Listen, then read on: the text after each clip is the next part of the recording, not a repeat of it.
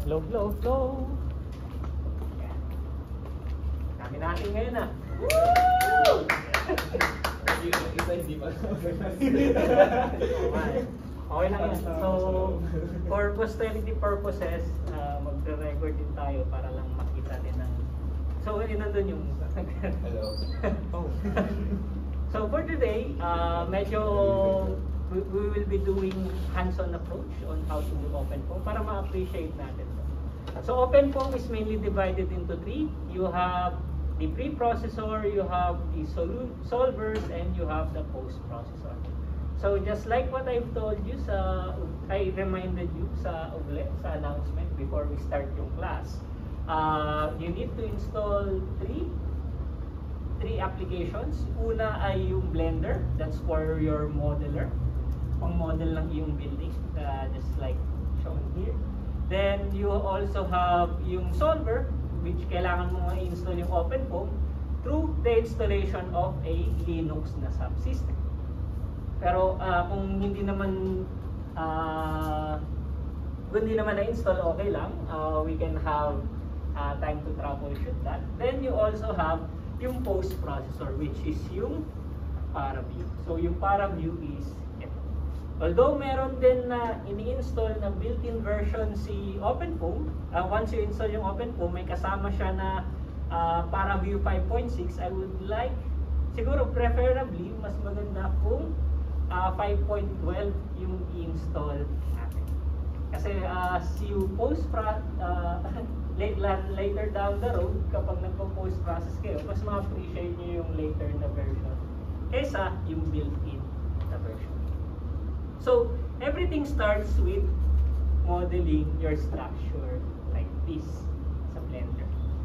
So, Blender medyo, sobrang rudimentary because everything starts with a cube. Then, saka mo lang siya mamanu-manuhin na modeling. So, napansin nyo, before class hours, before nag-start yung class, minomodel ko siya patagpi-tagpi. So, save ko lang to.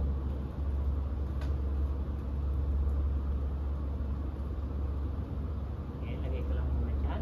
Then, if nagbukas kayo ng panibagong Blender na file, ito lang yung kakaharapin nyo. Merong camera, merong lighting, then merong cube. Siyempre, concern lang naman natin is yung mismong model.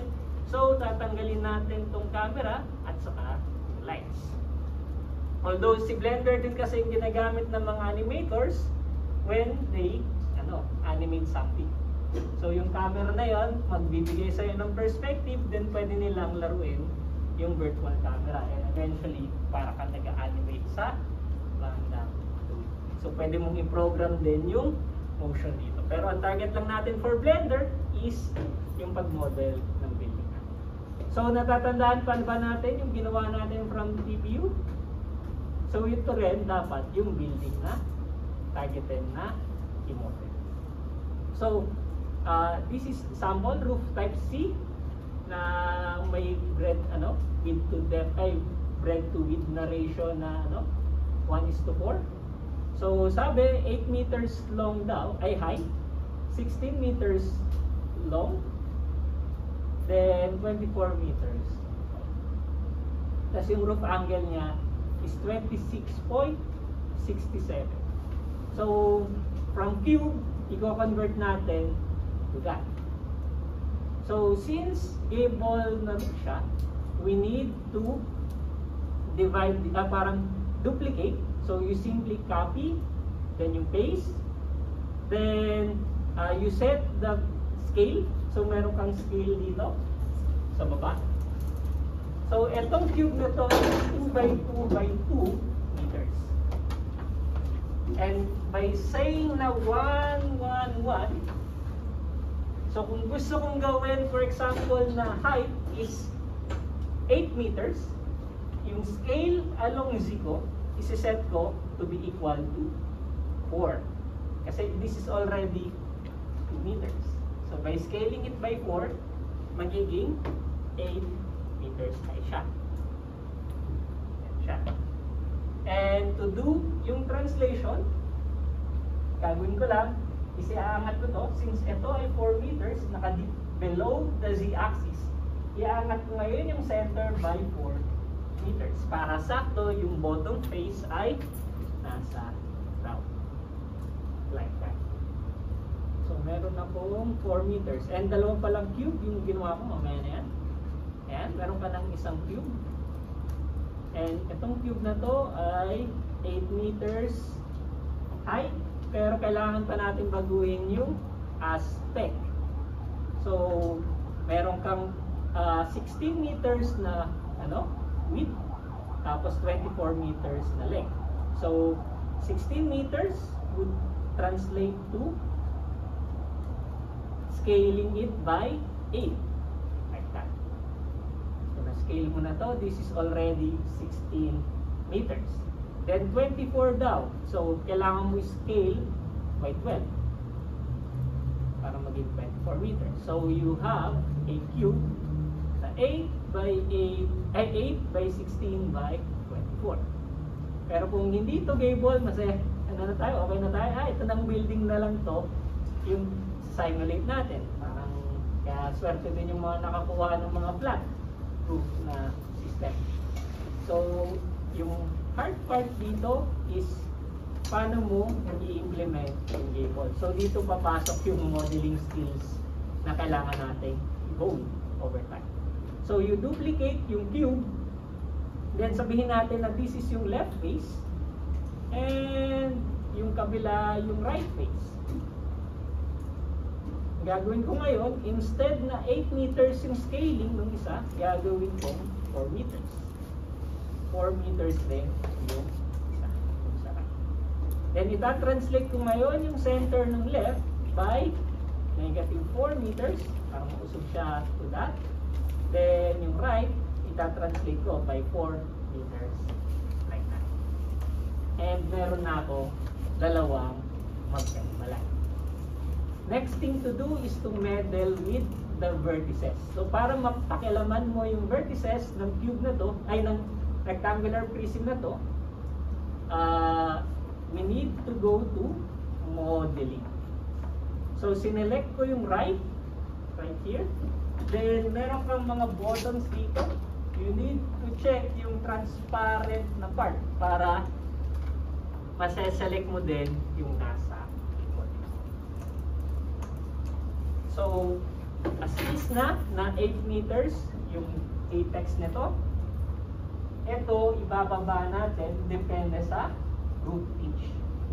So this is 16 meters overall. And sabi daw, 26.7 yung roof angle. So 26.7, kukunin mo yung sine nun, i-multiply mo by 8. Yun yung ibababa nitong vertex. Yun yung ibababa na vertex F. So para maibaba mo yung vertex, you select yung vertices, yung dalawang vertices na yan. Ito, saka ito. Then mesh, then transform, move. Then i-click, i-press mo sa keyboard kung anong axis mo siya i-move. So Z axis. Then papababayin ko siya. Kung kinuha ko yung 8 times sine 26.7, meron akong negative 3.59. Pagbaba. Then, ganun din yung gagawin mo sa right. Nga lang, kailangan mo munang bumalik sa layout na tab. I-click mo yung left. Balik ka sa modeling. Then, gawin mo din to. Select mo yung vertices. Transform, move, z-axis, 3.50. So, meron ng hulma. So, ano na siya? Gable na talaga siya. Ang ano na lang, paano mo ipapasok yung roof sheet. So, dito, at this point, it's safe to assume na gawin natin na 10 cm thick. Kunwari lang naman for lang to, numerical simulation purposes. Pag isi-set mo na meron kang roof na 10 cm thick dito, you need to create a separate na model. Kakopy mo lang to. Ito pala. Yan. Okay, then babalik tayo sa layout. Then copy, duplicate mo lang din to. Then siguro ini-name na natin to na left roof. Then ito ay right roof.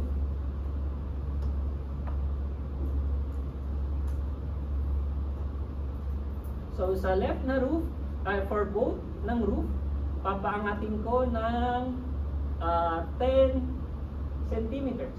So instead, di pala scale, yung location, instead na 4 meters, gagawin kong 4.1 meters. So nakaangat lang siya ng konti. Yung right roof, ganun lang din, 4.1 meters. Nakaangat lang din siya ng konti. To model now, balik tayo sa modeling. Ang nakaselect currently is si right na roof. Select ko tong vertex na to.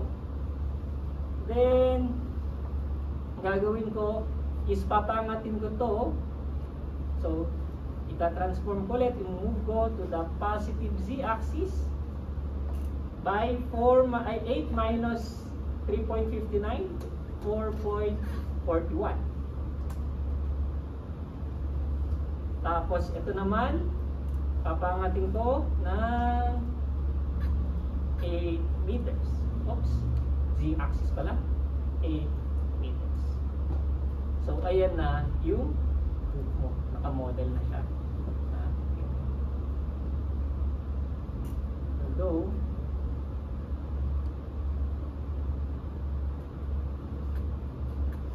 mali ata ako na nasa-select. Click ko lang. Oo nga, mali nga ako na nasa-select. Balik tayo sa modeling. Select ko nga ba ang right roof.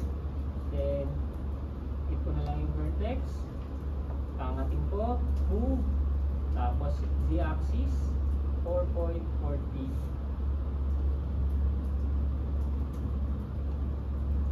Kumari lang naman. Then ito, papangatin ko din ng 8 meters. So supposed to be, ito yung wala yung vertex. Ayun. Manipis.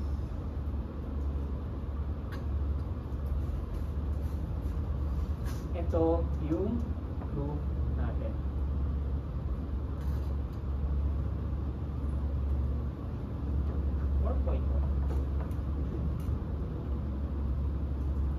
Okay, tas ganun din yung gagawin natin sa kabila. Sa kabila, yung left na roof, select lang din natin ulit yung vertex. Then, again, pwede natin i-transform yung vertices, pangatin natin by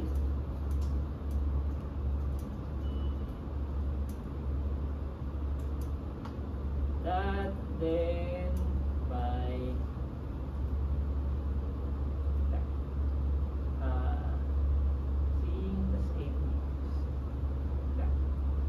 So, ito na yung roof natin. Siguro balikan na natin yung this one. So, paano tayo nag-arrive sa ganito? So, once na nagawa mo na to, yung roof left, tapos yung roof right, tapos yung left na portion ng building mo, yung right portion ng building mo. So again, pag mag-introduce ka ng eaves, pwede mong iusog to, ta-transform mo lang, iusog mo lang accordingly. Ito, yung vertices na to, iusog mo lang din accordingly. Then kung along dito, iusog mo lang din yung vertices accordingly. Then eventually, you'll have these. What I'll be introducing to you next are what's called body operations. So sa body operations, gagawin ko lang, magkakopy lang ko ng isa dito, tapos lagay ko lang body 1. So currently, nakaselect yan.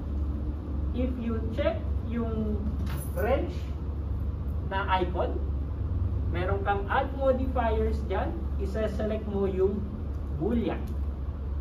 So sa Boolean, meron tatlong operations. Either kukunin mo yung intersection, either kukunin mo yung union, or either kukunin mo yung difference. Dahil gusto mong ipag-combine, union yung gagawin natin. So, gagawin ko, i-combine ko with Eve's left. Eve's left na pala yung nakaselect. Eve's right. Magiging ganyan yung resultant niya. Parang from this, ayan, yung naka-highlight in yellow, pag ni-union ko siya with Eve's left, ay Eve's right, ganyan yung itsura niya. So, ito na yung magiging combined na itsura. Then, kapag pinili ko apply, ito na siya. Then, Boolean ulit, union, then yung body naman, apply, then ulit lang ulit, Boolean, union, then yung sa kapit. And you have this enclosure. Ito na yung model ng building na pwede mo i-simulate sa CFD.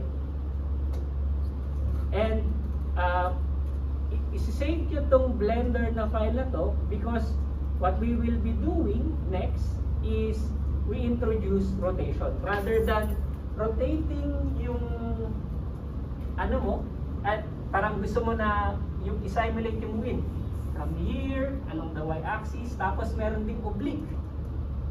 So, isa-set up mo ba yung computational domain mo na oblique? Hindi na. Pwedeng ito yung i-rotate mo para oblique siya with respect sa flow direction.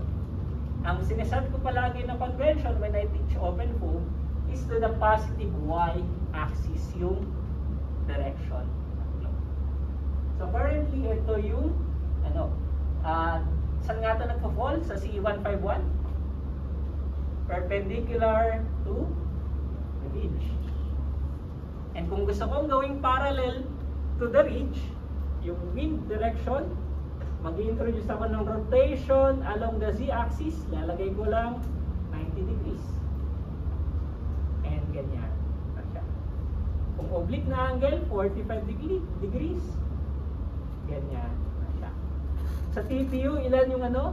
So 0, 23, 45, 68, and 90. So yun yung kailangan nating i-export accordingly. So una, to export, you select, kiklik mo yung body na ginawa mo. Then, export to STL. Then, siguro lalagay ko to sa, syempre, since CE197 to, release. Ayan. Lalagay ko dito as 0 degrees. Tapos, i-check mo yung ASCII para readable siya, makikita mo siya kung ano yung laman. At mababasa din siya ni OpenFOAM later on. Tapos, selection only since yung sinelect mo ay body. So, meron pang 0 degrees. Then, again, lalaruin lang, i-rotate natin 20 degrees. Then, ulit, export. This time, niname mo as 23 deg. Then, ulit, 45 naman. Export mo ulit. 45 degrees. Then, 68 degrees. Export mo lang ulit. 64 deg. .stl. Then, export 90 degrees. Export mo lang ulit 90 degrees. So, na-export na natin lahat. Ngayon, magpo-proceed na tayo into doing yung OpenFOAM. So, tapos na tayo dun sa modeling na part. Na-model na natin yung building, na i-ready na natin yung STL na file. Taga-tansyaw lang. So, sa terminal, nilagay ko naman yung instruction. Hopefully, na-i-echo nyo na yung bash na file, yung code, na sa bash.rc. Pero kung hindi, you need to type source dash, source. So source mo yung bash na file ng OpenFOAM. etc. bash.rc. Ito, yung unang command. Then, maghahakot tayo ng tinatawag na run na folder. Kailangan natin gumawa ng run na folder para makapag-run ng OpenFOAM simulation. And to start, magka-copy tayo ng isang tutorial na folder. So instead na you start from scratch into building everything, pwede mong kukunin yung isang previously nagawa na simulation or merong tutorial na folder, kakopy mo yung tutorial na folder. So copy kapag sa Ubuntu or sa Linux, cp-r. Tapos i-select mo yung i-copy mo na na folder of OpenFOAM 9 tutorials, incompressible, simple foam. Then yung kinokopyan kadalasan, especially kapag boundary layer na flow, is turbine seating. Ito yung i-copy ko, ililipat ko sa disk D ko. So kapag Ubuntu, tinitreat niya yung Windows na drives mo as mounted na drive. So sa MNT na folder mo siya makikita. MNT, then sa local disk D ko ilalagay, kaya MNT/D right there. Kapag pinress enter ko siya, and kinokopyan na niya, then tapos na pag lumabas ulit yung command na file. So bubuksan natin yung nandito na siya, turbine city. Hindi ko lang view large icons. Ayan, may turbine city. And i-rename lang natin to as yung run na folder mo. Pero sa akin, ang preference ko, niname ko siya, depende sa angle, 0 degrees. Then kapag binuksan ko, nandito na yung mga folders na na-mention ko. Yung field files, yung constant na file, at saka yung system na file. So meron kang system na folder. So bibigyo ko lang ulit na large icons or extra large icons. Buksan ko yung 0 na folder, meron ka to. Pero ang gagawin mo is kukunin natin yung ginawa natin na model. So since 0 degrees yung name ng folder, kukunin ko tong 0deg.stl, i-copy ko siya sa constant geometry, then dito 0deg.stl. And after that, pupunta ako sa system.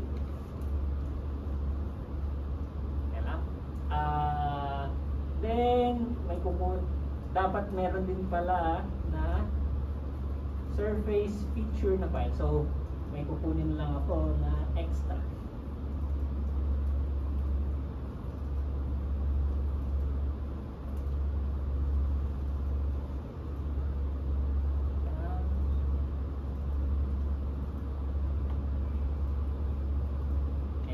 So dapat meron ka din sa may kukunin ka na tinatawag na surface feature na dictionary. Kung nalilito, nasa na yung 0 kayo. Lalagay ko sa system. Then kapag binuksan ko to, zoom pa lang din, ilalagay ko dito yung 0deg.stl. Just like mentioned dun sa slides, ginagawa niya ng image na file to. So 0deg.stl. Then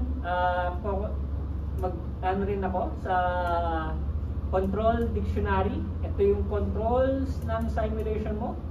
Lalagay ko na muna na end time is 1,000 seconds. So after 1,000 iterations, tapos na. Then instead na binary yung write na format, ilalagay ko ng ASCII. Tapos, meron kang right interval dito. Kung gusto nyo ma-appreciate paano nagde-develop yung solution, pwede nyo mag-set ng maraming right interval. Kaso, ang problema, kapag nagra-write ka ng panibagong system na file, or ng field na file, it takes up space. So, kung ayaw mo na, kung gusto mo makatipid sa space, pwede yung last ng time step yung ilagay mo. Yung 1,000 as your right interval. Pero sige, we have space to so nilagay ko muna 200 para at least meron kang 5 folder na mapakita ay na ipaprocess. So yan yung sa control dictionary. And every computational domain starts with block mesh. So sa block mesh, illustrate na natin. So kung ito yung ating building kanina, isa-set mo na bounds ng ang gusto mong malaman is minimum y, maximum y, minimum x, maximum x. So kailangan natin i-set up yung computational domain before we even accommodate yung ating block value. So according to the cost guidelines, na-mention ko na to sa slides, 5 times height. 5 times height. So ito ay may width na, so this is 24 meters plus 2 meters and 2 meters, this is 28 meters. Yung height niya is 8 meters, so meron akong 40 meters dito, 40 meters dito. Then meron din akong 40 meters dito. Then, syempre, pag-plus ko na lang dito yung 10 meters. And meron din akong 10 meters dito. Tapos ito ay 15 times height. So, this is 120 meters. So, ito yung setup ng computational domain. And since sinabi ko na to the positive y, yung flow, so, ito, 10 plus 40, so negative 50 yung minimum y ko. And yung minimum x ko is 28 divided by 2, 14. 14 plus 40, so negative 54, and kukunin mo yung negative 54, 50. Tapos ito, positive x, max x to, tapos minimum y, so positive 54, negative 50, and ito, 1, so meron kang 10 plus 120, 130, so meron akong 54, 130, 54, 130. So yan, yung bounds ng computational domain. So, paano natin siya isi-set up? Lagay ko lang as annotation na agad. Minimum x, minimum y, minimum z. Yan yung unang value. Next is maximum x, minimum y, minimum z. Tapos maximum x, maximum y, minimum z. Then minimum x, maximum y, minimum z. Tapos rinse and repeat lang to for maximum z dito sa part. So ilalagay ko dito alin yung minimum x,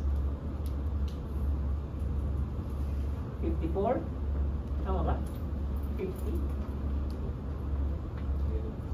54, 54, negative 54, then maximum x 54, 54, minimum x negative 54, then rinse and repeat lang, negative 54, 54, 54, and negative 54.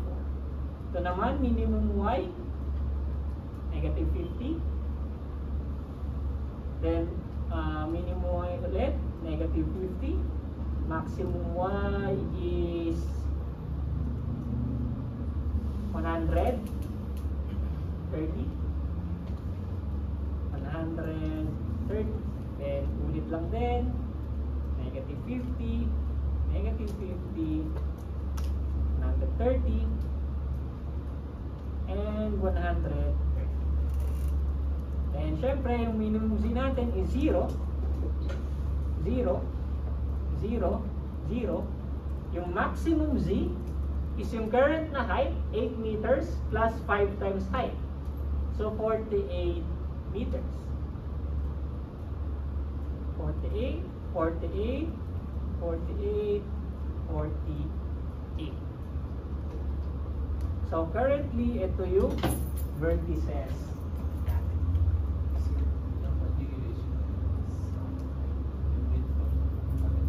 Oh, okay. 0 degrees. To ensure na yung blockage ratio is between 5 to 7%. Kaya merong gantong guidelines. Kasi hindi parallel to the Perpendicular to the... Hindi, dito kasi parang as we model. And even sa ano, 90 degrees pala tumas nito sa ano. So 90 degrees yung patumbas nito sa TV. So pwede natin i-rename to as 90 day. Okay? So, now, ang question ngayon, after ng setting up ng vertices, is ganong karami na isa-subdivide siya. What I would suggest is instead na 1 by 1 by 1, gawin ko 2 by 2 by 2 or 4 by 4 by 4.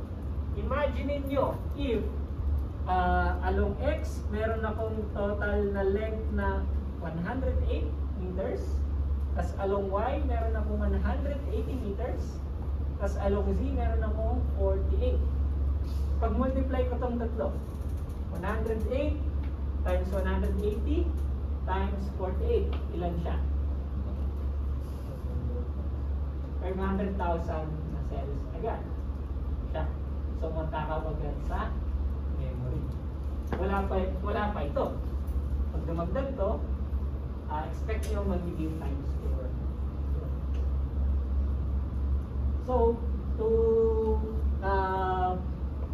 ensure na hindi magastos yung paggawa ng preliminary na computational domain, instead na 108 divisions along X, 180 divisions along Y, plus 48 divisions along Z, pwede mong gawin na this is 12, this is 45, and this is 20.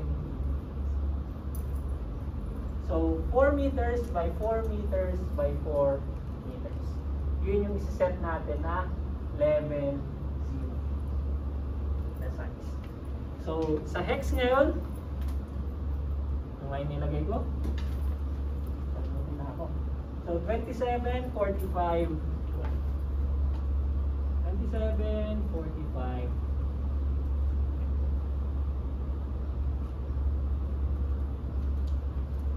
Then, meron akong mga boundary conditions dito. Outlet. Ano natin? Gawin natin 3D. Pag-imagine.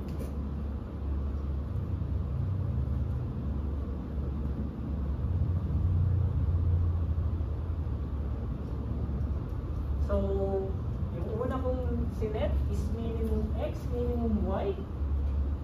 Tapos, maximum X,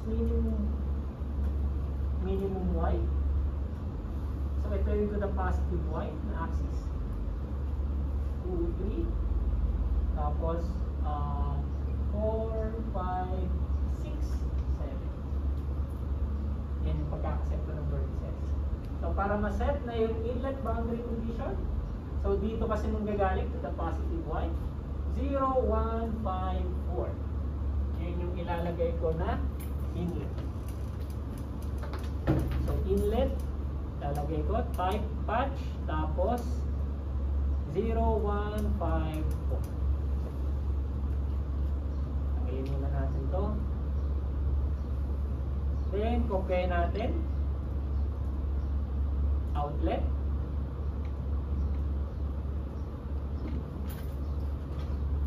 Outlet is so 0,154, 3,267.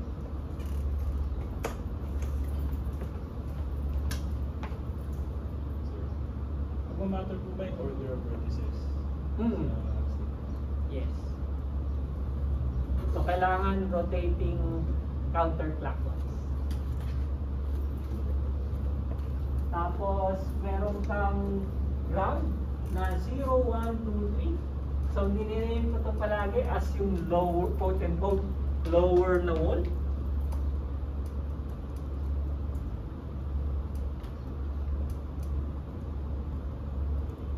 So, ito ay 0, 1, 2, 3. Tapos, ininame ko ito as wall. Type niya ay wall sa boundary conditions. Tapos, patch lang ulit muna yung upper wall.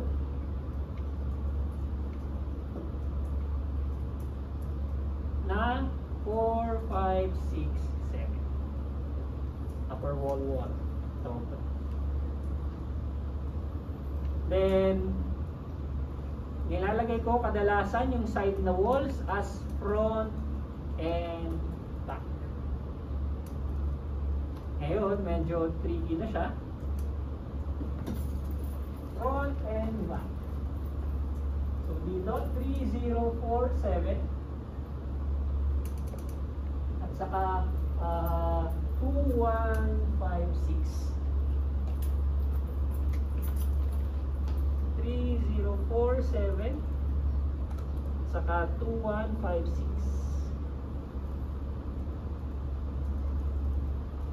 Ito yung ating black mesh.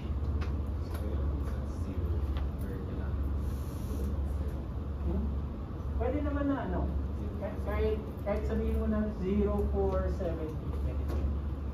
As long as counterclockwise yung ano. Okay. So, after ma-set up si black mesh, syempre before para ma-conduct ng operations, kailangan nandun ka sa run na folder. So, change directory towards dun sa folder mo kanina. Then, doon mo iraran yung black mesh. And tansya ko ay error ito. Ay, hindi. Okay. Alam. Ginagawa ko yung sarili ko. So, yan. My faith is restored. Yeah. Bakit gumana? Yun. So, gumana. Yan na. So, ano yung itsura niya?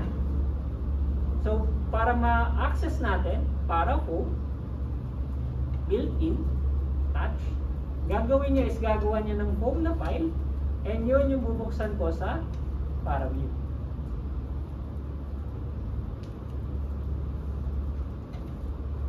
And ito yung nagawa natin na computational domain. Preliminary computational domain. Ito yung wireframe. Okay, ang target natin is ilagay yung masaya na tayo kung ano nandun yung ating house. Ito yung inlet. Tapos papunta doon. So, gusto natin i-snap into siya. So, para ma-snap into natin siya, kailangan natin i-run yung snappy hex mesh. So, sa snappy hex mesh, castellation true, snap true, add layers true. Initially, pag kinapil mo siya, makikita mo na false. Then sa geometry, we need to have what's called a refinement region. So, maglalagay ako ng refinement region 1. Then siguro maglalagay ako dito para katulad lang siya sa black mesh. So, meron kang ganito. So, minimum X, minimum Y, minimum Z. So, preferably, sa akin, 2 times height. 2 times height. So, yung minimum x ko ngayon dito, since ito yung x-axis natin, this is 14. So, times 2, so negative 30. Then, yung minimum y ko ngayon is 10 plus 2 times height. So, 26. Then, yung maximum na y, kagandahan naman ito, uniform lang. So, 30. Saka, 26. Tapos, along z, 2 times height lang. So, para saan? Hmm? Para saan? So, sinasabi lang dito ano yung minimum x, minimum y, minimum z, maximum x, maximum y, maximum z. Para saan? Para ma-snap into mo yung bag. Yung black bag. Wala pa siya dun eh. So, meron ako minimum, kalimutin tayo. Minimum x is 30, negative 30, maximum y is 26, minimum z ay 0. This is positive 30, 26, 0. Then, ito lang yan. Kasi instead of terrain, niname natin to. Depende na sa inyo kung anong niname nyo dito, kahit pablito man yan or something. Pero kadalasan, building na lang. Then, yung tinype nyo na name, zerodeg.stl, yung ginawa natin na STL file nina. So, eventually after the simulation, after Snappy Hex Mesh na command, gagawa siya ng panibagong patch named building. Next, tinatanong refinement parameter. So, ito depende na to sa computer nyo. So, parang tinatanong sa maximum local cell, ilang cells yung kaya ng isang processor. So, sa akin, ang laptop ko is hamak na i5 8 gen lang. Tapos, 8 gig na RAM. And yung conversion is 8 gig na RAM ay 4.8 million na cells. And since apat na processor yung meron, at least kaya niya is 1.2 million na cells. Theoretical. Then maximum global cells, ito yung syempre 4.8 million.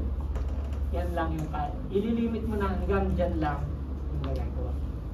Hindi na siya gagawa ng panibagong cells once na lumagpas siya ng 4.8. Then set natin n cells between level siguro as 2 para maganda yung smoothing. Hindi agad siya yung biglang maliit tas biglang malaki na agad. So meron konting buffer, may konting transition. Then features, ito yung ginawa natin kanina, zerodeg.mesh. Siguro tanggalin natin yung pagkaka-comment, yung image na file. Level 2, meaning yung resolution niya, supposedly, once na sumagasa yung image na file mo dun sa computational domain, i-refine mo up to level 2, yung mga nasagasaan mo na cells. Level 2 would indicate level 0 is 4 by 4 by 4. Level 1 is 2 by 2 by 2. Level 2 is 1 by 1 by 1. So, gusto pa natin pinuhin yun. Yung target natin, for example, ang preferably na na refinement is between 0.5 meters and 0.1 meters to 0.5 meters. So, level 3 would be great. Level 4, ba okay. Level 5, siguro yung, nasa 0.0125 na pag level 5. So, level 5 yung ilalagay. Okay. Pero again, the higher the level, the more computationally na magastos yung simulation. Pero mas maganda naman yung precision. Surface-based refinement, ito yung sa surfaces mo, especially do sa refinement surfaces. So yung building natin. Tinatanong lang, ano yung minimum refinement, ano yung maximum refinement natin? So, nilagay ko na 5. Lalagay ko muna na 3. At least, wait lang. Level 1, so at least 0.5 meters yung sizes, ng pinakamalaki. Then yung maximum is level 5. Yan lang yung kino-communicate natin. Then tanggalin natin itong regions. Hindi naman natin kasama to.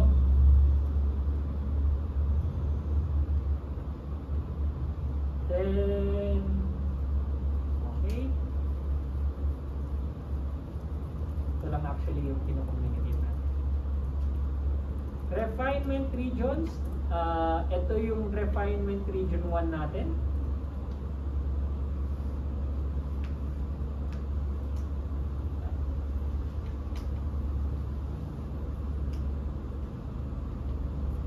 So, nasa nga yung refinement region 1 natin. So, ito. Refinement region 1. Tapos, level 2. Kailangan ko ng refresher dito kung anong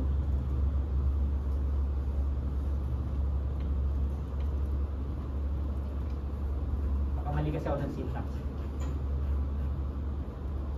Yun. Ano nga? So may ganito. Mode inside tapos kung ano yung left. So at least dapat level 2 kapag pasok mo sa refinement region. Then meron ka ng add layers controls. Dito ilalagay natin yung building natin. Tapos pwede natin iset dito yung mesh parameter. So specific na mesh parameter. Pwede natin ilagay expansion ratio. Ito yung inflation rate. 1.2. Then lagay natin yung final layer thickness. Explain ko lang. So meron kang general na parameters for inflation. So for adding yung inflation layers.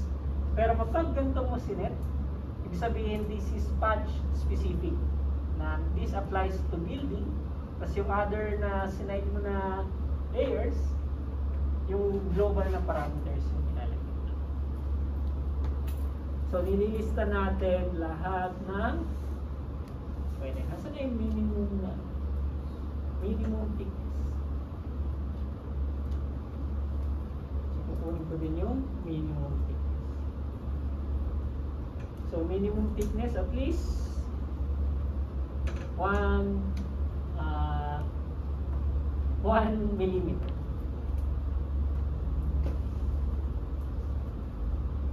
And bukod sa building, pati yung ground natin ay may inflation layer din. Tapos, nasa na yung number of layers?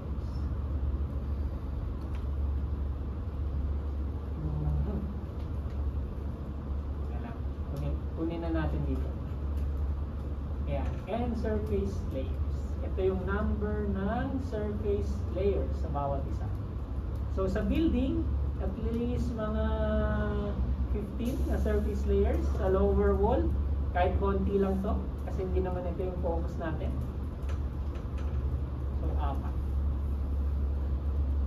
So, ano lang, default lang muna yung ilalagay natin for the rest. And nakumpleto na natin yung Snappy X-Mesh na dictionary. Balik tayo sa mismong folder natin. Ito yung run na folder sa main system. Siguro copy natin itong decompose part.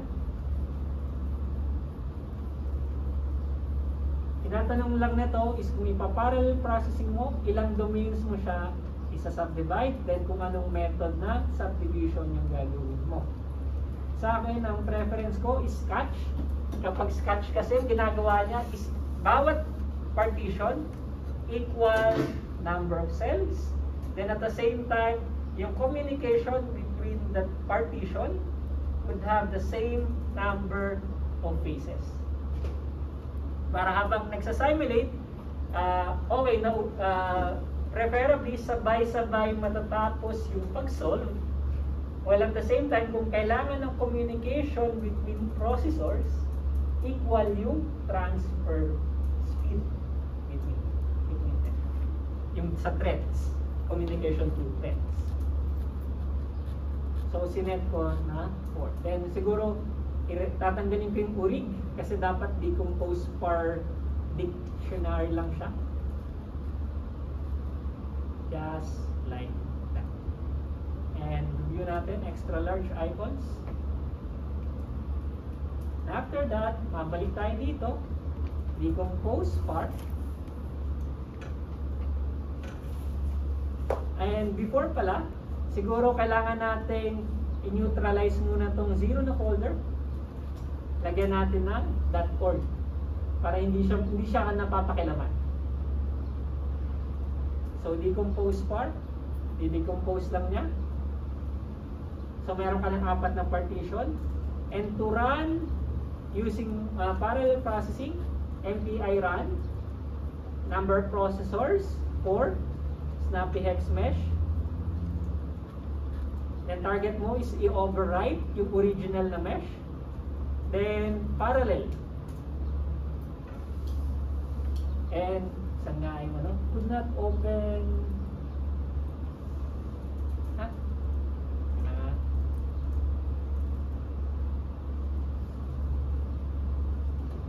Okay. Okay. Nakalimutan kong i-run yung surface features. Hindi niyo pa nagagawa yung image na file. So, kailangan gawa muna yung image na file. Then, i-decompose ko na lang muna ulit. Then, i-run ko yung snappy expression. And, wait.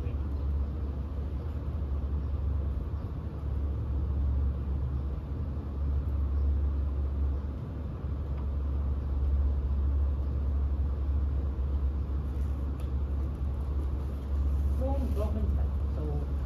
na. Line 13.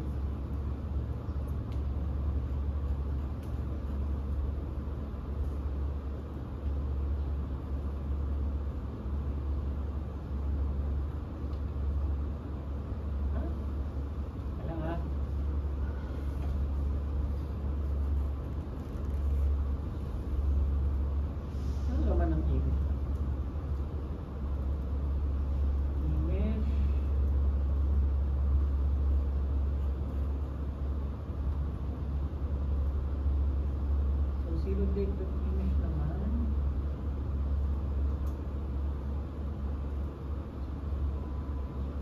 Wala naman ang bago.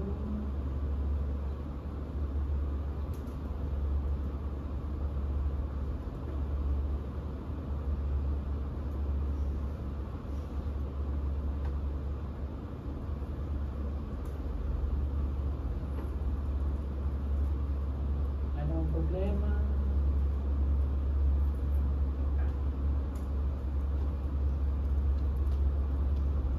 Line 13.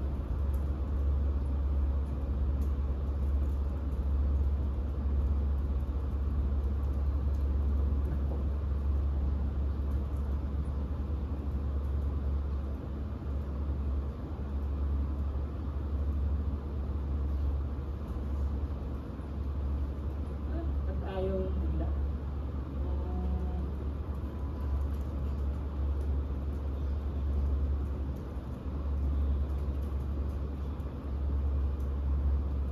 Label. Tama naman yung label.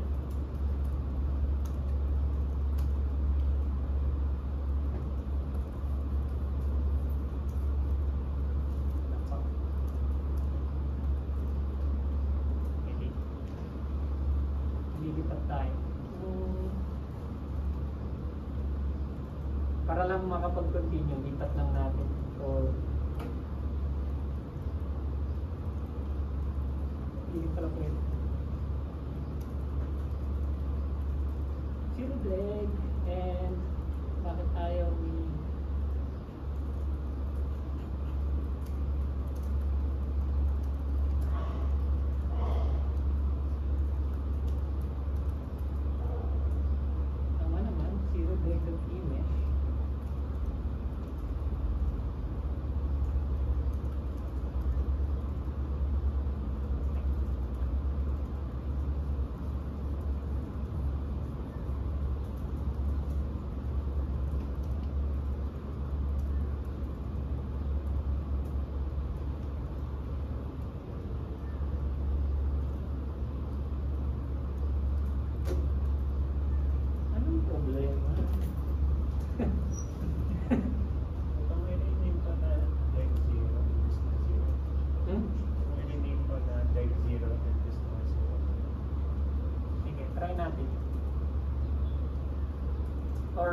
Pangalanan natin ng building.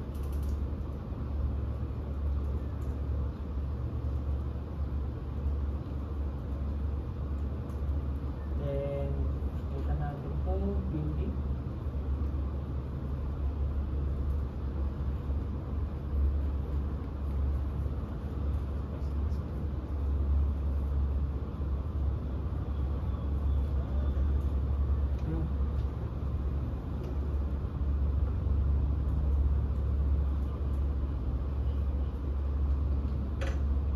Okay. Okay.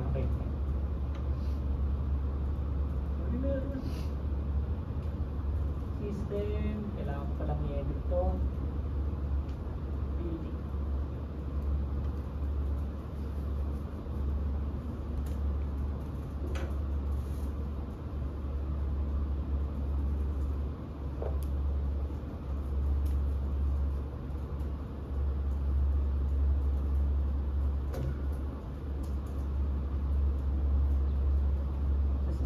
Okay.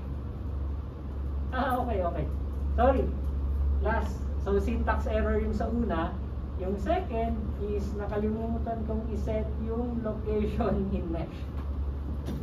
So, kung saan magseselect ka ng point kung saan ini-indicate mo na ito yung ititira mo. Pag sinelect mo yung loob ng building, ang mangyayari yung loob lang ng building yung ititira after ng cycle. So, dapat labas ng building yung seselect. So, since na-set natin na negative 54, 50, so pwedeng malapit lang dun sa outlet na position. So, negative 53, lalagay ko lang dito negative 49, so lalagay ko lang dito is 1. So, na-communicate mo na yun ititira natin. So, yan. So, syntax error lang sa una. Yan nangyayari na yung refinement. So, yung una nangyayari is refinement. So, kung ano yung intersection nito, nire-refine niya yung original na mesh mo. Then, after nun, tatanggalin niya na yung parang based na sa location in mesh, tatapyasin niya ito. Tatanggalin na niya yung nasa mga cells. Tapos, iusog na lang niya yung mga nakaawang pa na cells. Kasi, originally, ito, for example, yung building natin, ito, mesh.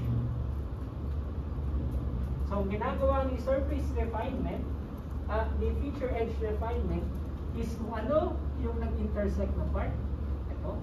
So, itong cell na to, i-refine na to up to that level.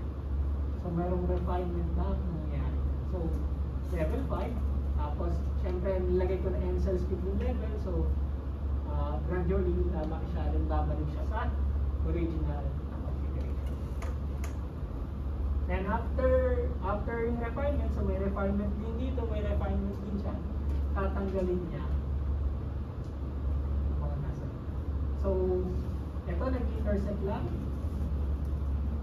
Ito totally nasa loob. Tatanggalin niya. Gagawin niya next, since wala na to, iusog niya to palabas.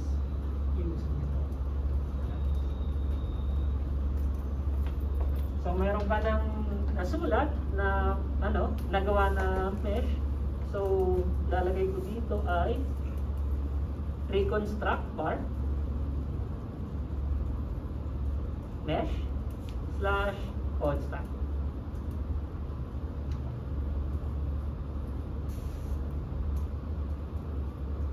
So, kasi remember na naka-parallel yung pag-snap into.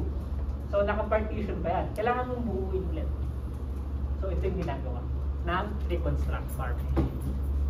Then, kung i-check natin ngayon, yung nangyari sa domain. So, refresh lang natin to.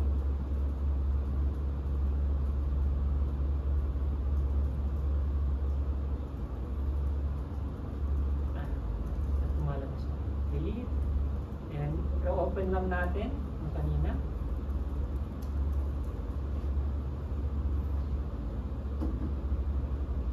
Nandun na yung billing. na-snap into na yung so ito na yung mesh mo na i-perfect. Next is kailangan natin i-set up yung tinatawag na boundary conditions. So to set yung boundary conditions, pupunta itong zero org na folder, i-restore natin siya. Zero na folder na lang siya. Then bubuksan natin yung bawat field file.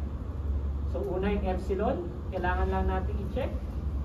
Itong terrain, originally, papalitan natin ng building yan.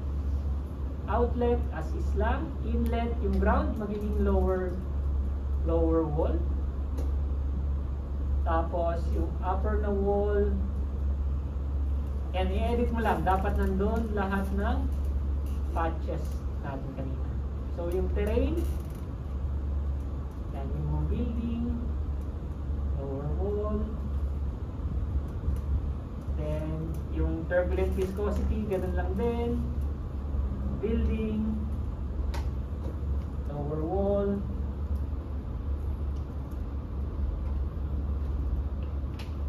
pressure, ganun lang din. Building, lower wall, then velocity. Ito medyo kakaiba. If you check yung syntax, yeah, yung inlet boundary condition,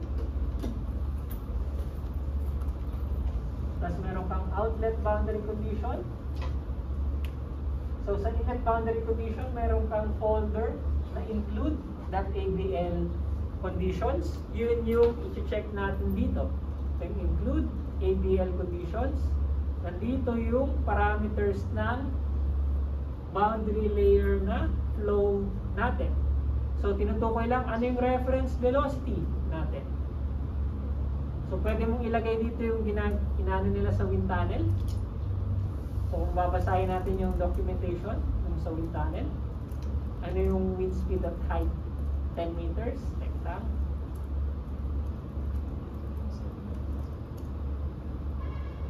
23.7, di ba? Tapos yung reference height is 10 meters. 23.4. Tapos yung flow direction to the positive y, yung z naught is 0.1, that pertains to exposure C. Z ground is yung location ng ground, which is 0 meters. Yung ground surface. So ito yung atmospheric boundary conditions natin. So kung bubuksan din natin yung fixed inlet, fixed value, internal field, yan lang natin yan. Initial conditions, initial na flow velocity, initial na pressure, initial na turbulent K epsilon. Ito siya. Kasi yung side and top patches, ito yung front and back. Slip conditions. And once na nakaano na siya, once na na-set up na natin siya, ito naman yung may fail-safe naman to. Pag tinype mo yung decompose par ulit, naglalagay ako ng dash force dito para i-delete niya yung original na partition ng mga file.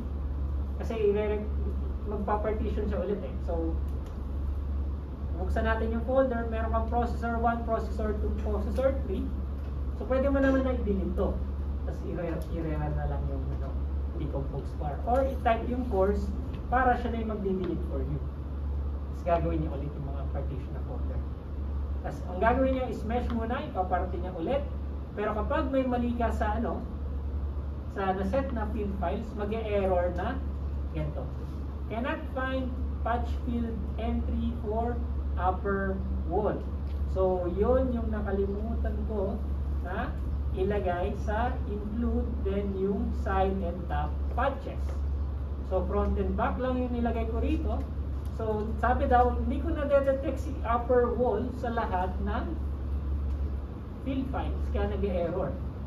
Kasi, ang pang-check niya is, titignan natin yung constant, polymesh, boundary. Ito dapat lahat ay present.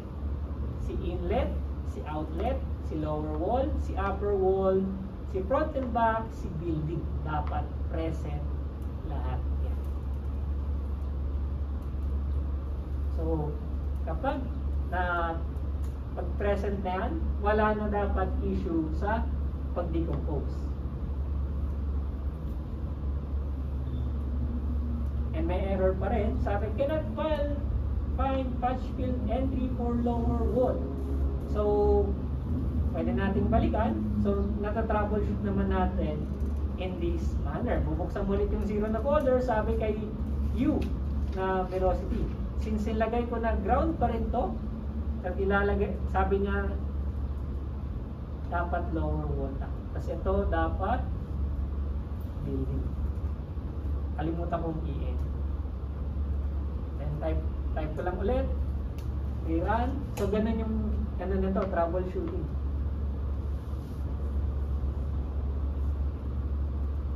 So pag ganito na yung lumalabas, sabihin wala na. Then good to go na yung simulation. NPI run, NP, so number of processor ay 4. Then tatype ko na yung mismong command, simple O, which yung dinetail na natin sa previous lecture. Tapos slash parallel. So tatakbo na yung simulation. Oops. Okay. Meron akong i-delete na, gets ko na kung bakit meron pa rin yan. Kasi sa constant, meron akong ilagay na NP1.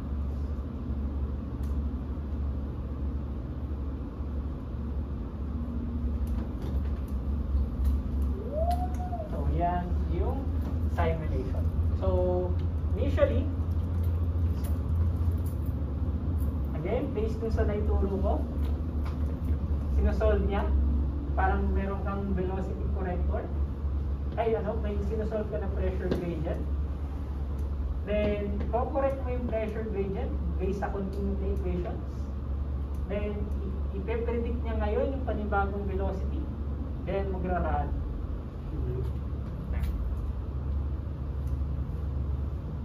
Yan yung simple na algorithm. So hanggang sa 1,000 na time steps. Hopefully, natapos natin ito before pag-last next. So far, questions?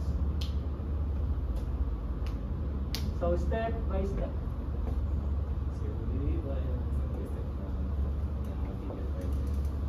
Sige, I'll try.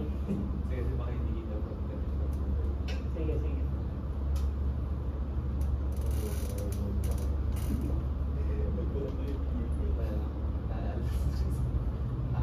So, nagsimula, siyempre, ako as, nung nagsisimula ako as CFD practitioner, kinabubwisitan ko talaga ng part is yung pag-model mismo, yung Blender yung part. Pansin nyo, medyo tedious yung part. Tapos once na you get the hang of it, siyempre, yung next na pagpo-frustrated mo naman is yung pagkuha ng tamang mesh parameters and so on, yun yung i-discuss natin sa mga susunod na meetings. Pero so far, hintayin lang muna natin para makumpleto na natin na hanggang umabot ng post-processing yung natin result. Pero so far, habang tumatakbo yung simulation, since nilagay ko na meron akong right interval ng 200 seconds, hintayin natin mag-time equals 200 seconds para makita natin na may lalabas na folder dun sa isa sa mga processor. So currently, 0 at saka constant lang yung laman ng isang partition.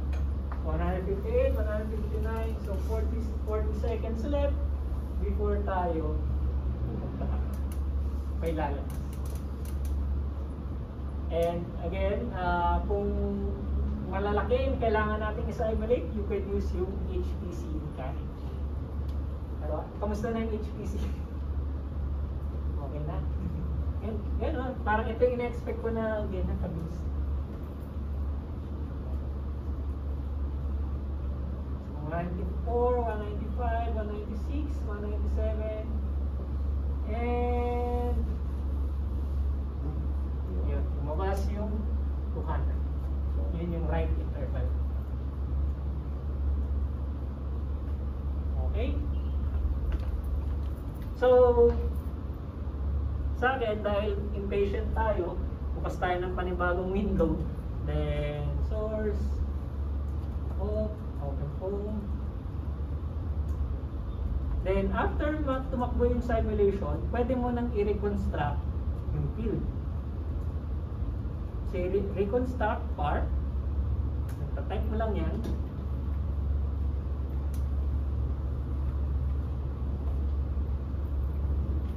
So, i-reconstruct niya yung mga partitions mo kanina.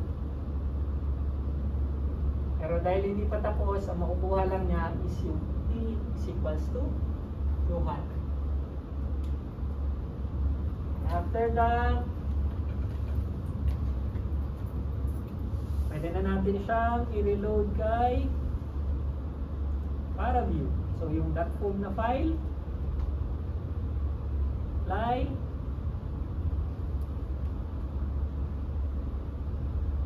Ito na yung simulation mo so far. Pero hindi pa siya fully na nagko-converge na solution. So, kung i-click ko yung patch building, as of the moment, ito yung surface pressures mo at this time step. Ito yung kukunin nyo later on and i-compare sa wind tunnel, test results, and yung sa code na provisions. So, hindi pa nag-i-initialize pa lang yung flow, kaya hindi pa talaga ito yung steady state na provision. Mukhang matataas pa sa simula. Kasi nag-i-initialize pa lang, parang imaginein mo, nakatapat ka sa blower, unang sindi ng blower mo, parang merong jerk na... So, yun yung nangyari dito. Gusto yung CP values ko. Hindi, pressure to. Normalized pressure values. So, kapag CP values, sa ParaView, meron kang tinatawag na calculator. So, pwede mong i-calculate CP, yung name, yung normalized pressure divided by 0.5 divided by yung velocity natin kanina, 23.4, 23.4. So, yung hinahanap mo na CP values ay ito. And pwede mong laruin na ito, negative 5, ay negative 1.5 to, so far, pag ginawa ko to, namumula yan. Kasi hindi pa nag-i-initial. So, kailangan nag-converge muna yung solution before you extract yung results. So, yun yung walkthrough from beginning. So, yung madugo yung modeling. Then, yung pag-setup ng simulation. And running the simulation. Then, syempre, may nasulat na naman niya. Nasa 410 seconds. So, para makita natin paano nagde-develop. Reconstruct par. Then, lagay ko yung help. Kalimutan ko na yung Iyon. Time. Tapos lalagay ko yung 400.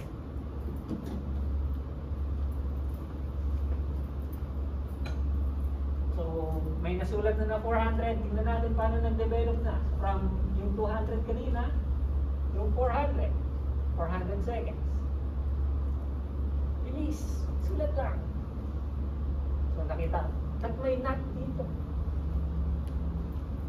Hindi yan. Hindi yan knot.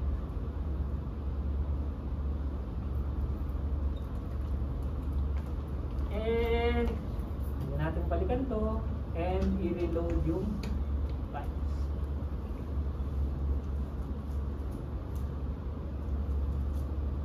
And, surprise, surprise, meron ka na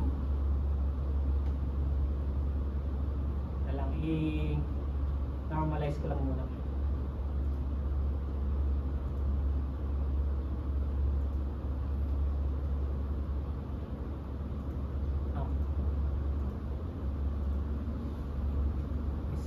mo to.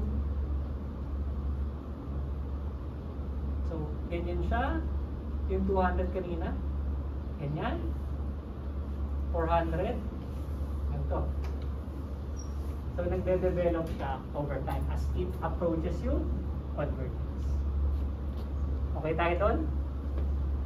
So, yun lang muna for today. We continue with this and i-discuss natin bakit mahalaga na maganda yung mesh. So, yung mga non-orthogonal correctors natin. And pati yung exploration into doing unsteady state na simulation. Paano na yung algorithm. Yun yung topic natin next Thursday. And so far, with no more questions within the class hours, you can go na. Pero, sino ba sa inyo yung sumusubok? Wala? Walang sumubok talaga? So, hoping na, yan, na-walk through na kayo sa open book.